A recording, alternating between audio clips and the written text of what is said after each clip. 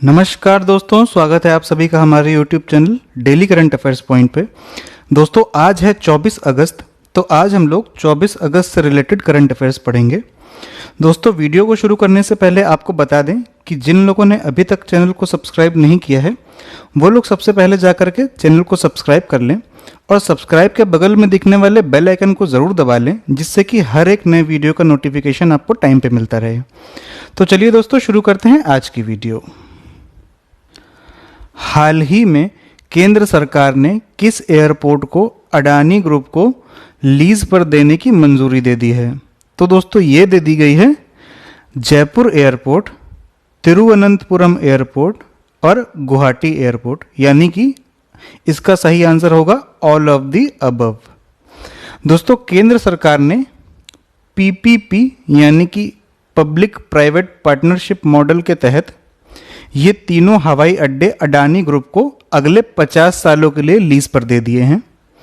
दोस्तों यहाँ पर यह जानना बहुत ज़रूरी है कि अब तक देश में कुल 6 हवाई अड्डे पीपीपी मॉडल के तहत प्राइवेट ग्रुप को दिए जा चुके हैं, जो कि सारे ही 6 के 6 अडानी ग्रुप को दिए गए हैं। और इससे पहले कौन से 3 एयरपोर्ट दिए गए थे, आइए इनका नाम भी जान लेते हैं। तो एक है मैंगलोर एयरपोर्ट, दूसरा है अहमदाबाद एयरपोर्ट और तीसरा है लखनऊ एयरपोर्ट।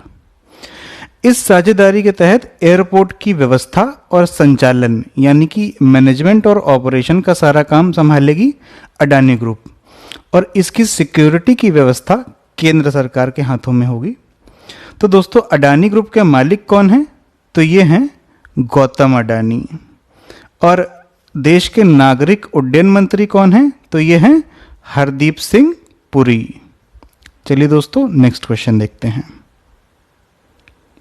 हाल ही में किस राज्य ने सभी सरकारी नौकरी अपने राज्य के लोगों के लिए आरक्षित कर दी है? तो दोस्तों ये कर दी है मध्य प्रदेश ने। और दोस्तों कुछ समय पहले ही कुछ इसी तरह की घोषणा हरियाणा सरकार ने भी की थी, जिसमें कहा गया था कि प्रदेश की सभी प्राइवेट नौकरियों में से 75% नौकरियां प्रदेश के युवाओं को दी जाएंगी और शेष 25% ही बाहर के आने वाले लोगों को मिल सकेंगी। तो दोस्तों बात करें अगर मध्य प्रदेश की, तो यहाँ के मुख्यमंत्री कौन है? तो ये हैं शिवराज सिंह चौहान। राज्यपाल कौन है? तो ये है आनंदीबेन पटेल। और भोपाल इसकी राजधानी है, यानी कि मध्य प्रदेश की राजधानी है भोपाल। भोपाल से एक चीज़ और याद रखिएगा दोस्तों कि हाल ही में भोपाल में देश का पहला वेस्ट क्लिनिक शुरू किया गया है और मध्य प्रदेश के शहर इंदौर को लगातार चौथी बार देश का सबसे स्वच्छ शहर घोषित किया गया है। और दोस्तों मध्य प्रदेश से एक चीज़ और याद रखिएगा कि मध्य प्रदेश में हाल ही में रोको टोको अभियान पर्यटकों को आकर्षित करने के लिए इंतज़ार आपका अभियान शुरू किया गया है। तो ये दोनों ही अभियान, रोको टोको अभियान और पर्यटकों को आकर्षित करने के लिए इंतज़ार आपका अभियान, दोनों ही मध्य प्रदेश सरकार द्वारा शुरू किए गए हैं। चलिए दोस्तों नेक्स्ट क्वेश्चन देखते हैं। किस देश ने हाल ही में काला सागर में अपने प्राकृतिक गैस के सबसे बड़े भंडार की खोज कर ली है? तो दोस्तों ये कर ली है तुर्की ने, यानी कि टर्की ने। ये गैस का जो भंडार है ये पानी की सतह से 2100 मीटर नीचे है और इसका उत्पादन 2023 तक शुरू कर दिया जाएगा, ऐसा माना जा रहा है। और दोस्तों आपको बता दें कि अभी तक तुर्की प्राकृतिक गैस के लिए रशिया और बुल्गारिया जैसे देशों पर निर्भर था, तो अब दूसरे देशों पर इसकी निर्भरता खत्म हो जाएगी। अगर बात करें दोस्तों तुर्की की, तो इसकी राजधानी है अंकारा और यहाँ पर करेंसी चलती है लीरा।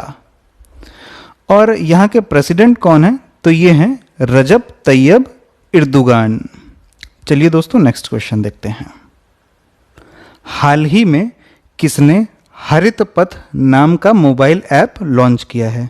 तो दोस्तों ये लॉन्च किया है डॉक्टर हर्षवर्धन ने। तो दोस्तों इस ऐप को big data analytics platform data lake पर लॉन्च किया गया है और इसे लॉन्च किया है national highway authority of India यानी कि NHAI के द्वारा। इस ऐप को लॉन्च करने का उद्देश्य क्या है? तो इसका उद्देश्य है देश में हरित राजमार्गों यानी कि ग्रीन हाईवेज का निर्माण करना।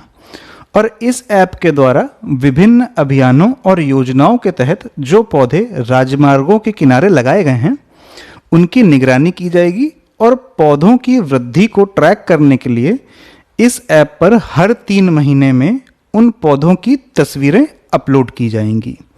और पौधों के अस्तित्व को बनाए रखने के लिए ये सुनिश्चित किया जाएगा कि पौधों की ऊंचाई कम से कम 1.5 मीटर रहे। और इसी से रिलेटेड एक अभियान NHAI द्वारा और शुरू किया गया था, उसका नाम है हरित भारत संकल्प अभियान।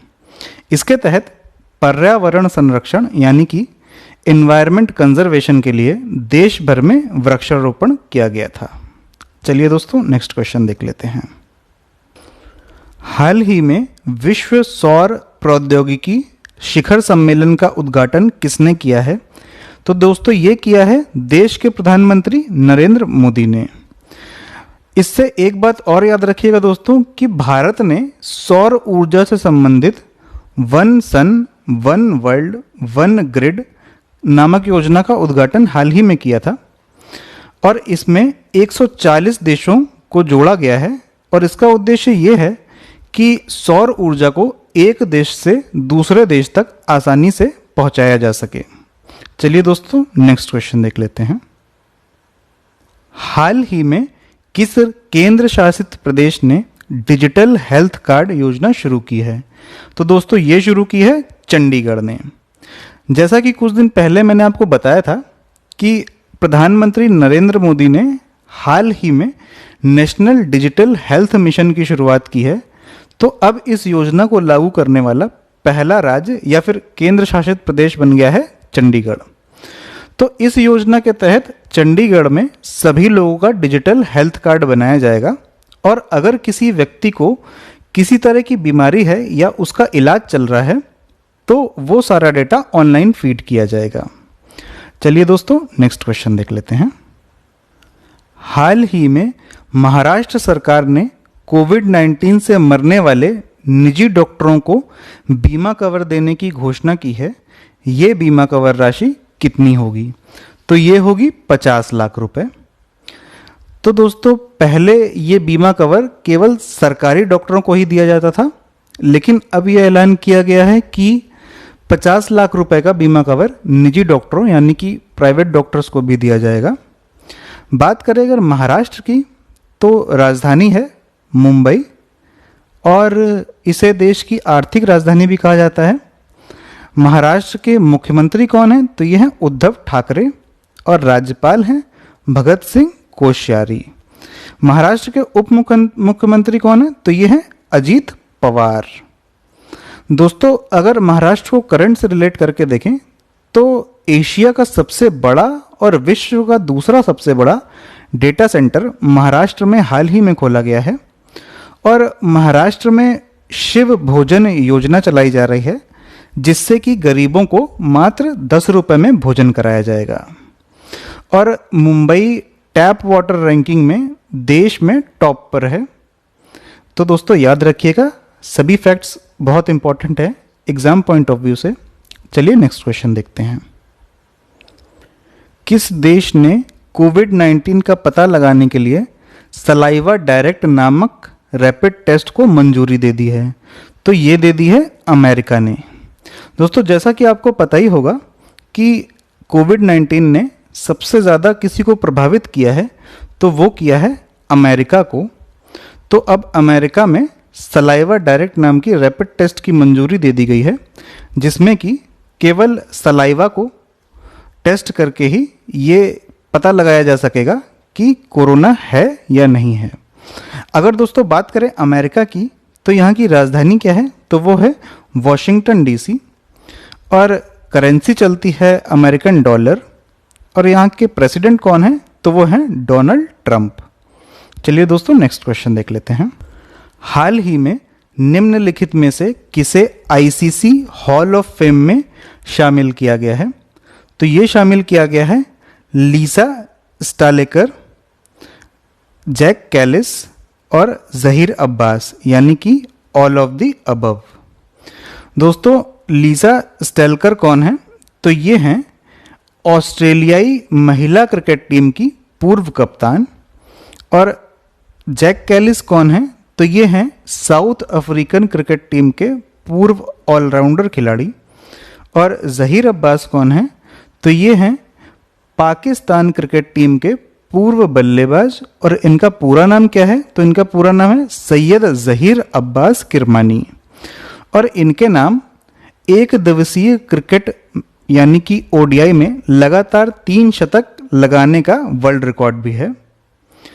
दोस्तों ये जानना बहुत ज़रूरी है कि अभी तक 6 भारतीय खिलाड़ियों को आईसीसी हॉल ऑफ फेम में शामिल किया जा चुका है, जिनमें से 2019 में मास्टर ब्लास्टर के नाम से जाने जाने वाले सचिन रमेश तेंदुलकर को हॉल ऑफ फेम में शामिल किया गया था। और इससे पहले बिशन सिंह बेदी, कपिल देव, सुनील गावस्कर, राहुल द्रविड़ और अनिल कुंबले को भी आईसीसी हॉल ऑफ फेम में शामिल किया जा चुका है। दोस्तों याद रखिएगा। चलिए नेक्स्ट क्वेश्चन देखते हैं। गुयाना के नए प्रधानमंत्री कौन बन गए हैं? तो ये बन गए हैं मार्क फिलिप।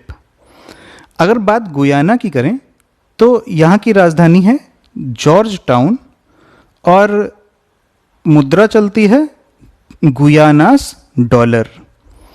और दोस्तों गुयाना जो है ये एक दक्षिणी अमेरिकी देश है। और एक बात और याद रखिएगा कि अभी हाल ही में गुयाना के राष्ट्रपति की नियुक्ति भी हुई है। तो इनका नाम क्या है ये भी जान लेते हैं। तो इनका नाम है मोहम्मद इरफान अली। दोस्तों आज की वीडियो में बस इतना ही, मिलते हैं नेक्स्ट वीडियो में। दोस्तों अगर आज का वीडियो आपको पसंद आया हो तो वीडियो को लाइक करें, चैनल को सब्सक्राइब करना बिल्कुल भी ना भूलें और कमेंट करके ज़रूर बताएं कि आपको आज का वीडियो कैसा लगा। वीडियो को देखने के लिए बहुत बहुत धन्यवाद।